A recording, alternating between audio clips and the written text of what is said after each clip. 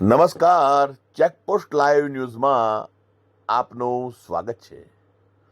હું છું ગૌતમસિંહ સુદાન, સામાજિક કાર્યકર, તંત્રી, crime investigative journalist, RTI activist, petition writer.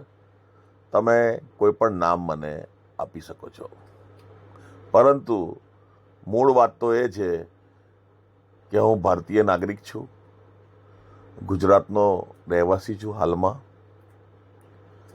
એટલે મારી આજુબાજુ બનતી ઘટનાઓને મારે ધ્યાન આપવું પડે. એવી જ એક બાબત છે નડિયાદના મરીડા રોડની. આપ આ જે વિડીયોમાં જોઈ રહ્યા છો તે નડિયાદના મરીડા રોડનો એક વિસ્તાર છે. તે વિસ્તારમાં રસ્તા ઉપરના રોડની જે કપચી હોય કે જે રોડ બનાવવામાં જે વસ્તુ વપરાઈ હોય તે નાની નાની ઝીણી ઝીણી કપચીઓ એ આ વરસાદના લીધે કે ખાડાના લીધે કે પાણીને લીધે કે કોઈ પણ કારણને લીધે આ નીકળી ગઈ છે અને સરસ મજાનું એક્યુપ્રેશર ઝોન બની ગયો છે. એટલે મારી મહાનગરપાલિકા નડિયાદના અમુક કર્મચારીઓ કે જે લાગતા વળગતા વિભાગ હોય, એન્જિનિયર વિભાગ હોય, રોડ વિભાગ હોય, જે પણ વિભાગ હોય તે વિભાગને નમ્ર વિનંતી કે આપ આ વિસ્તારને એક્યુપ્રેશર ઝોન વિસ્તાર જાહેર કરો. જેથી શું છે કે આપ શ્રી જ્યારે પણ આ વિસ્તારમાં કોઈ પણ કામ કરવા આવો ને તો તમારે શું છે કે સાંધામાં કે પછી શરીરમાં કોઈ દુખાવો હોય ને તો આ એક્યુપ્રેશર ઝોનમાં આવી જવાનું અને એની પર બૂટ કે ચંપલ ઉતારીને ચાલવાનું.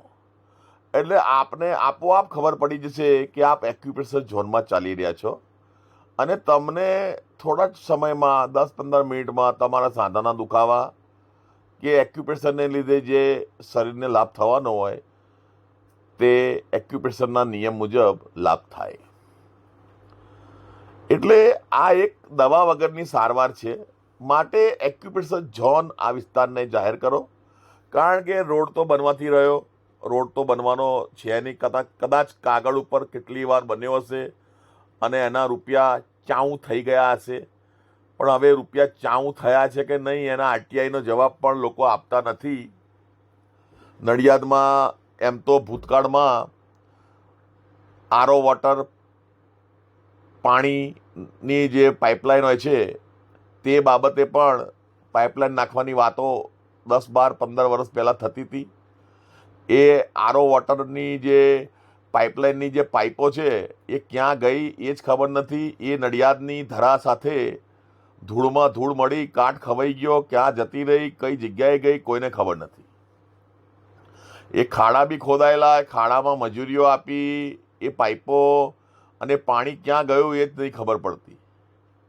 એટલે આ નડિયાદની એક વિશિષ્ટતા છે કે અમુક જે વ્યક્તિઓ જે છે એ નડિયાદને કોઈ દિવસ ઉપર નહીં આવવા દે, એનો વિકાસ નહીં કરે. કારણ કે એક નાની અમથી બાબત કે આ જે રોડ તમે જે જોઈ રહ્યા છો એ બનાવવામાં એ વિસ્તારમાં આવા ખાડા આ વરસાદના ટાઈમે આ મહાનગરપાલિકા કહેવાય. આ મહાનગરપાલિકામાં શું આ રીતનો વિકાસ થાય છે? 6 મહિના થઈ ગયા નડિયાદમાં મહાનગરપાલિકાને પોતાનું કામ, પોતાનું ઓપરેશન શરૂ કરે, હજી સુધી તમને આ રોડના ખાડા આ બધી વસ્તુઓ દેખાઈ નથી. એક બાજુ તમે આણંદ જુઓ, આણંદમાં ફટાફટ કામ ચાલુ થઈ જાય. રાતોરાત પેલા ટૂંકી ગલીમાં દબાણ હટાવીને વચ્ચે પેલો પિલર હતો ને આ ને તે ફલાણું ઢીકણું હટાવી અને પછી રોડ બની ગયો, રાતોરાત બની ગયો. તો આપણે ત્યાં અહીંયા રોડ બનાવવામાં શું તકલીફ છે? એટલે આ બહુ ગંભીર વિષય છે અને આ બાબતે લોકોને ભગવાનનો પણ ડર નથી. એ એમની પોતાની નૈતિક તાકાતનો પણ, એમને નૈતિકતાનો પણ ડર નથી અને એક માનવતાનો બી એમને ડર નથી.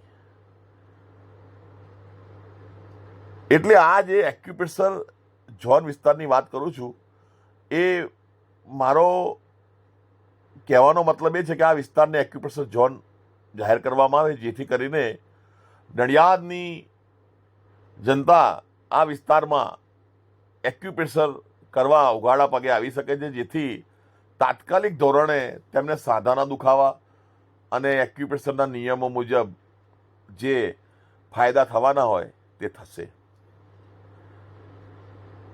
આ બાબતે વધુ જાણકારી લેવી હોય તો મને આપ રિંગ કરી શકો છો. હું આપને એની સંપૂર્ણ જાહેરાત રૂબરૂ મળી અને આપી શકું એમ છું. જય હિન્દ, જય ભારત.